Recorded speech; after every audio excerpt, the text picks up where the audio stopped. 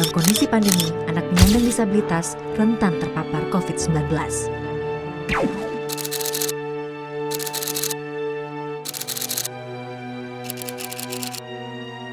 Perkenalkan, nama saya Rika Oktaviana. Saya adalah terapis wicara. Perkenalkan, nama saya Dewi Astuti. Saya ibu dari anak dengan Down Syndrome bernama Adlan Malik Asami. Kenapa saya mendirikan tempat ini? Karena awalnya saya itu ada beberapa orang tua yang meminta untuk menerapi anaknya. Nah, kebetulan waktu itu orang tuanya meminta untuk ke rumah. Awalnya di rumah aja sih, di rumah anaknya. Nah, setelah berjalannya waktu, saya berinisiatif untuk mendirikan klinik ini. Peran terapi wicara bagi anak saya sungguh sangat besar. Dulu dia hanya baru bisa babbling, tidak bisa mengatakan kata-kata yang memang seharusnya sudah dia mampu dengan usia dia.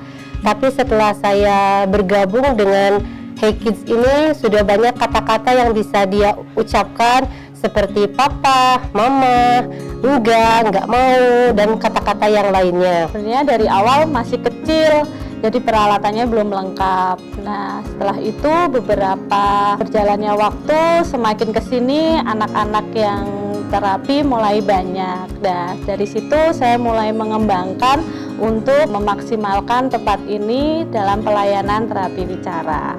Background saya itu adalah di sekolahan, jadi dari awal saya lulus dari kuliah itu saya langsung di sekolahan. Sekitar 10 tahun saya di situ membersamai anak-anak. Awalnya saya hanya di terapis wicaranya khusus ya, tapi kita lihat dari sisi lain bahwa anak-anak berkebutuhan khusus itu juga memiliki keahlian atau bakat. Nah, awalnya kita kasih misalnya materinya tentang menggambar dan menceritakan gambar. Waktu itu ada salah satu anak yang kecintaannya dengan kereta api itu sangat besar. Akhirnya saya minta untuk menggambar.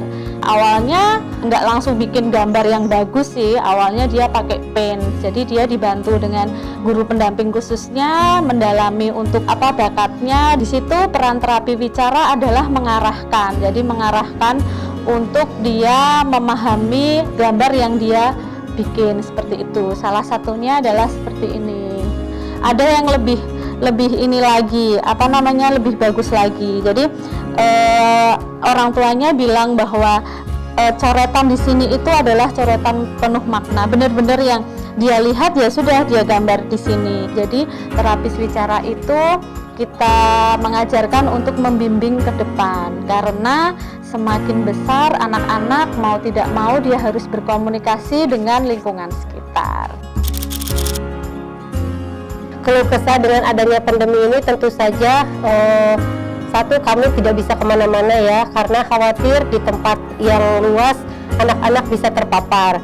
Yang kedua, untuk terapi pun kami menjadi terbatas, tidak bisa dengan bebas misalkan terapi ke rumah sakit atau ke klinik. Juga kami harus mencari klinik yang memang benar-benar menerapkan protokol kesehatan, di mana terapisnya memakai APD, memakai masker atau face shield, dan juga datang sesuai jadwal yang sudah disepakati. Jadi tidak bisa kami datang kapan saja, sebebasnya, ngobrol-ngobrol sama teman, berbagi pengalaman itu sudah tidak bisa. Pertama sebenarnya sama aja sih ya, karena terapis wicara itu kan sebenarnya latar belakangnya medis, segala sesuatunya harus bersih. Nah, untuk anak-anak sendiri sekarang ini kita sudah mulai yaitu untuk sebelum memulai treatment kita mengajarkan cuci tangan dulu. Pertama cuci tangan biasa, setelah itu step by stepnya.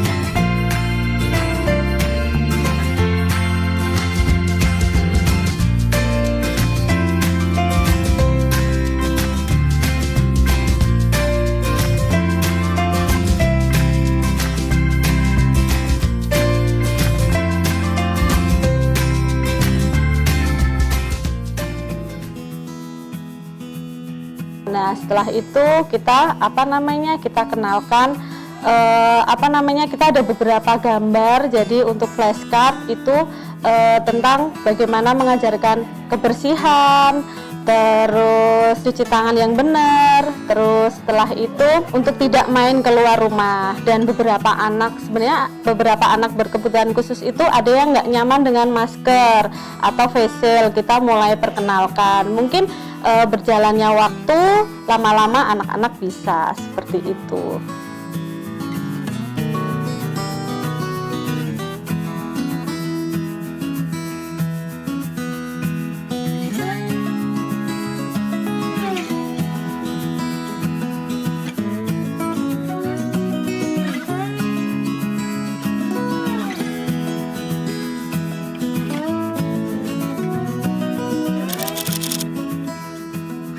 Anak dengan Down syndrome sangat rentan sekali dengan yang namanya COVID. Bahkan untuk penyakit-penyakit ringan lain pun mereka sangat rentan karena mereka memiliki daya tahan tubuh yang sangat rendah sekali. Sehingga kami sebagai orang tua yang memiliki anak-anak dengan Down syndrome harus ekstra ketat, harus ekstra menjaga mereka agar terhindar dari virus serta penyakit lainnya. Mungkin di sini kita akan sangat meminimalkan kalau bisa tidak terpapar corona. Kita sebisa mungkin dengan segala upaya anak-anak bebas dari virus corona. Jadi untuk teknisnya adalah jadi anak-anak dan orang tua ketika terapi sebisa mungkin tidak bertemu. Biasanya kalau sebelum corona itu jadwalnya misalnya anak-anak pertama yaitu jadwal jam 8 sampai jam 9, itu jam 9 sampai jam 10 itu kan terus. Nah, nanti akan bertemu. Nah, sekarang itu enggak. Jadi kita kasih jeda waktu setengah jam dari jam 9 sampai setengah 10 untuk kita membersihkan semua tempat dan alat terapinya untuk dipakai anak selanjutnya. Kita juga menggunakan APD serta masker dan face shield, termasuk anak-anak juga seperti itu. Harapan saya kalau untuk corona ini semoga cepat berlalu. Harapan kedepannya mungkin sekarang sudah bagus, tapi untuk terapis-terapis barunya bisa lebih diedukasi kembali. Jadi kami orang tua tetap percaya dengan Hey Kids meskipun terapi tidak ditangani oleh Miss Rika secara langsung. Jadi pada saat diterapi oleh terapis yang lain, kami merasa memang terapis itu mempunyai kemampuan seperti Miss Rika. Untuk klinik Hey Kids ini saya sangat berharap ke depan lebih dikenal di luar sana, akan bekerja sama dengan tim baik okupasi terapi, fisioterapi, dokter anak dan lain-lain untuk memaksimalkan perkembangan mereka, dan mungkin tempatnya akan lebih besar lagi sesuai dengan standar klinik pada umumnya.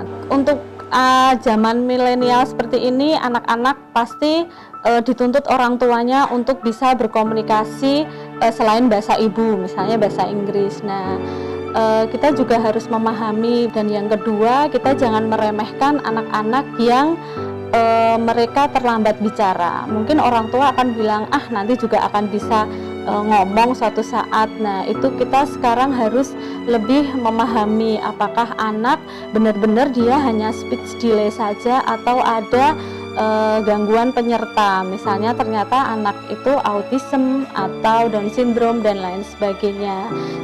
Mulai sekarang kita sebagai orang tua harus sangat memahami perkembangan anak. Sedini mungkin ditangani, prognosisnya akan semakin baik, seperti itu. Dan orang tua atau orang-orang di masyarakat luas sebisa mungkin untuk menghargai anak-anak berkebutuhan khusus. Anak berkebutuhan khusus itu juga seperti anak pada umumnya. Jadi sebisa mungkin masyarakat di luar sana memahami bahwa keberadaan mereka itu juga penting bagi kehidupan kita. Jadi kita bisa lebih bersyukur karena mereka juga akan bermanfaat untuk kita semua.